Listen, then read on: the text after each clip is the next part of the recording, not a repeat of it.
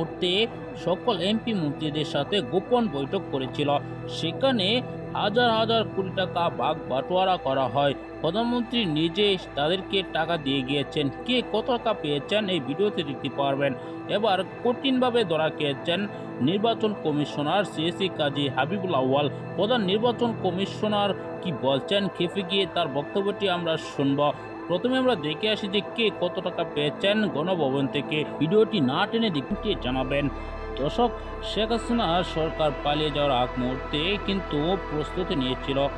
অনেকেই ধারণা করেছিল যে শেখ হাসিনা নাকি কোনো প্রস্তুতি ছাড়াই পালিয়ে গিয়েছেন, কেননা আগের দিনও নাকি বৈঠক হয়েছিল শেখ হাসিনার।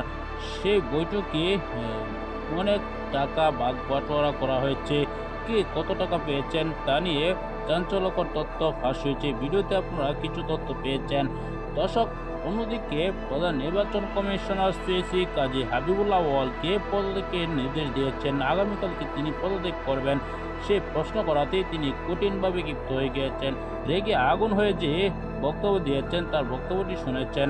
আওয়ামী লীগ নিষিদ্ধ বা আওয়ামী লীগ দলকে কি করবে তা নিয়েও চাঞ্চল্যকর তথ্য দিয়েছেন উপদেষ্টা মোহাম্মদ নাহিদ ইসলাম।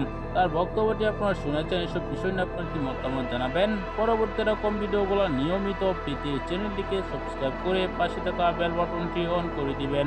ভিডিওতে একটি লাইক দিয়ে শেয়ার করে অন্যদেরকে দেখার সুযোগ করে দিবেন। এই মুহূর্তে বিদায় নিচ্ছি। আসসালামু আলাইকুম রাহমাতুল্লাহ।